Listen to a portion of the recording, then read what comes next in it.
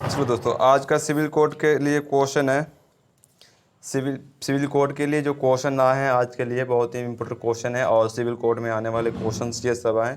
और अनुमान तो लगाया जा रहा है कि क्वेश्चन आ सकते हैं ये सब, ठीक है।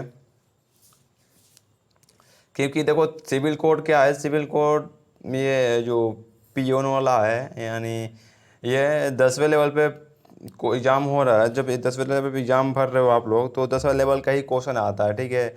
ना कि आपकी 10वें लेवल बोलकर और कोई क्वेश्चन दे देता है, ठीक है। आपको स्क्रीन पे दिख रहा होगा इस तरह के सब सारे जो है ना 10वें लेवल क्वेश्चन है दोस्तों। पीओ के लिए ये सारे बहुत ही ये मतलब वो हैं, महत्वपूर्ण क्वेश्चन हैं, ठीक है।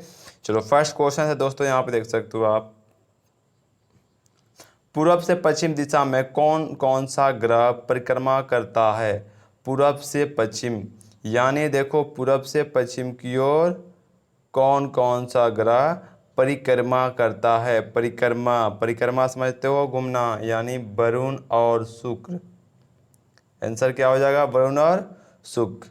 अगला इस तरह से है, सबसे छोटा और हल्का ग्रह कौन सा है? तो मरकरी यानी बुध, मरकरी यानी बुध, ठीक है। अगला अगला क्वेश्चन है इस तरह से,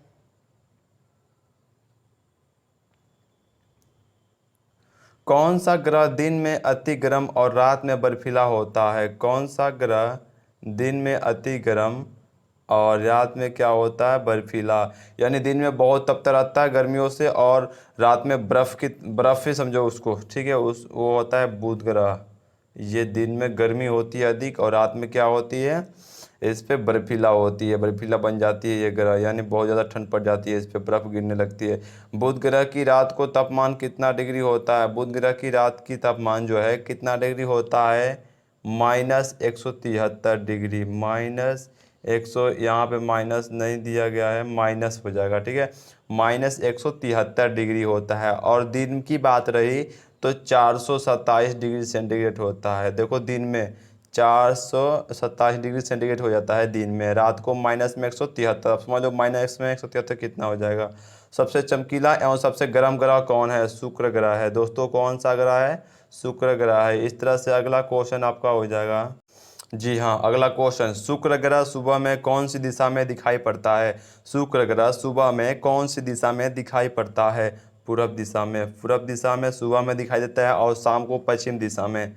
शाम को कहाँ दिखाई देता है? पश्चिम दिशा में दोस्तों। शाम को पश्चिम दिशा में और सुबह में पूरब दिशा में दिखाई देता है। ध्यान रखिए इस क्वेश्चन को, ठीक है। पृथ्वी की भगिनी को कौन से ग्रह को कहते हैं? पृथ्वी की भगिनी किस ग्रह को कहते हैं? तो शुक्र ग्रह को कहते हैं, ठीक है। अगला, सांझ का तारा तथा भोर का तारा किस ग्रह को कहते हैं? तो शुक्र ग्रह को कहते हैं। किस ग्रह को? तो शुक्र ग्रह को कहते हैं। सांझ की तारा और भोर की तारा, मैंने क्या बोला पिछले क्वेश्चन 48 नंबर क्वेश्चन में यहाँ पे दिखा रखा हूँ।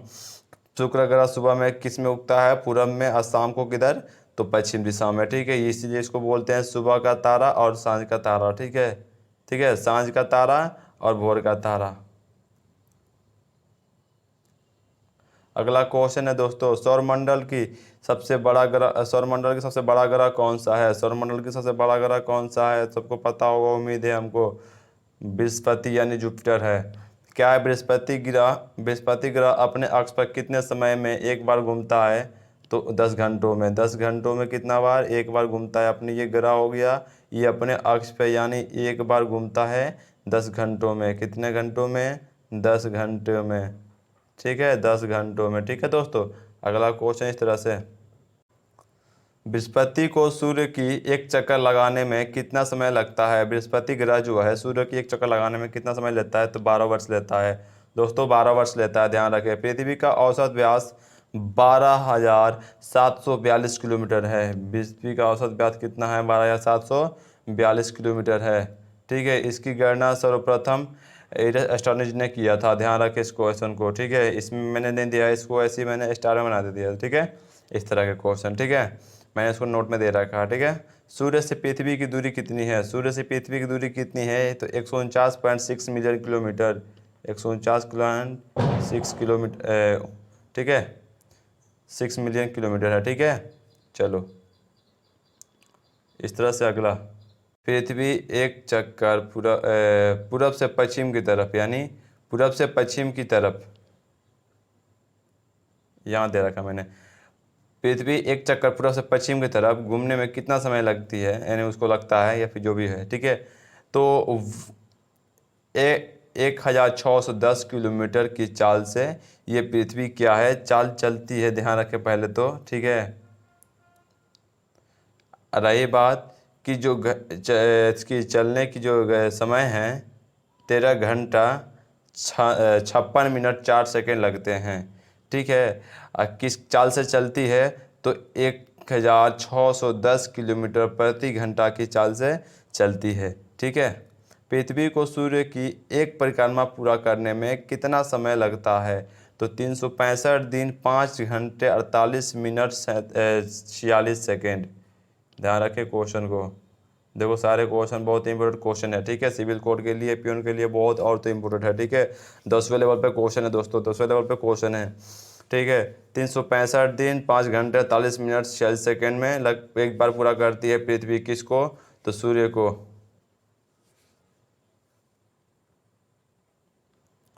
अगला क्वेश्चन है दोस्तों,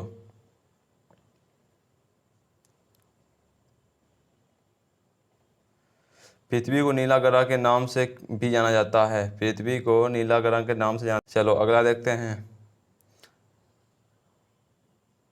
चंद्रमा पृथ्वी की एक परिक्रमा कितने समय में करती है, चंद्रमा पृथ्वी की एक परिक्रमा, यानी सीधी सी भाषा समझ लो कि चंद्रमा जो है पृथ्वी की एक चक्कर लगाने में कितना समय लेता है, 27 दिन 8 घंटे, 27 दिन 8 घंटे लेता है, 27 दिन 8 घंटे एक चक्कर मारने में, ठीक है। चंद्रमा एवं पृथ्वी के बीच की औसतन दूरी कितनी है, औसतन दूरी कितनी है, 3,84,365 किलोमीटर, 3,84,365 है इसके बीचों के दोनों के बीच की दूरी औसतन, ठीक है। भूमध्य में 37 डिग्री अक्षांश को कर्क रेखा और दक्षिण में 37 डिग्री अक्षांश को मकर रेखा क्या कहते हैं, मकर रेखा कहते हैं, ठीक है।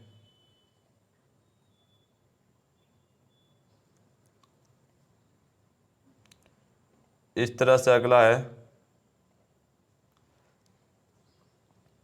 कर्क रेखा किन देशों से होकर गुजरती है, कर्क रेखा किन देशों से होकर गुजरती है, तो ये क्वेश्चन आपके लिए हमारे हिसाब से बहुत ही इम्पोर्टेंट है, क्योंकि ये क्वेश्चन इस एग्ज़ाम से ही नहीं हर एग्ज़ाम्स में क्वेश्चन पूछता ही है, ठीक है। हालांकि सारे क्वेश्चन जो है मतलब वही क्वेश्चन है, इम्पोर्टेंट ही क्वेश्चन है। प्लीज़ इस क्वेश्चन को इग्नोर ना करें और डेली आप बने रहें हमारे चैनल से, और इसे अच्छा लगे तो अगर आपको पढ़ाई थोड़ी भी अच्छी लग रही है तो आप प्लीज़ उसे शेयर करें, और इम्पोर्टेंट क्वेश्चन है, आप इसे इग्नोर ना करें प्लीज़।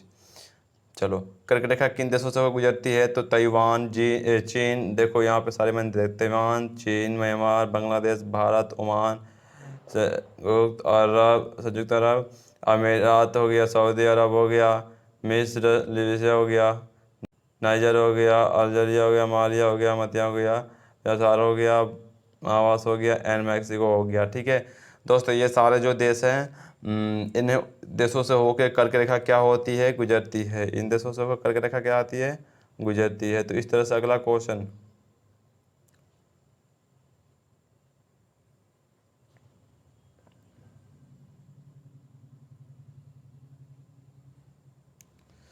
अगला क्वेश्चन है दोस्तों, मकर रेखा किन देशों से होकर गुजरती है। मैंने पिछला बताया था कर्क रेखा के बारे में, कर्क रेखा के बारे में, और रही बात अब मकर रेखा के बारे में, मकर रेखा के बारे में, मकर रेखा जो है किन देशों से होकर गुजरती है, Chile, Argentina, Paraguay, Brazil, Namibia, ये जो सारे देश हैं इन देशों से क्या हो गया, दक्षिण अफ्रीका, ठीक है, मोजोविया, ठीक है, ये सब मेडागास्कर, ऑस्ट्रेलिया, ये सब देश जो हैं इन देशों से होकर क्या होती है कर्क रेखा, ये मकर रेखा गुजरती है। कर्क रेखा के मैंने बारे में पिछले बार बताया था, ताइवान, चीन, म्यांमार, बांग्लादेश, भारत, ओमान, इस तरह से, ठीक है।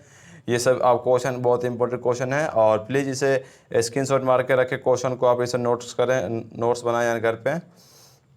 प्लीज़ काम आने वाले क्वेश्चन इग्नोर ना करें, सिविल कोड के लिए बहुत ही महत्वपूर्ण क्वेश्चन है दोस्तों।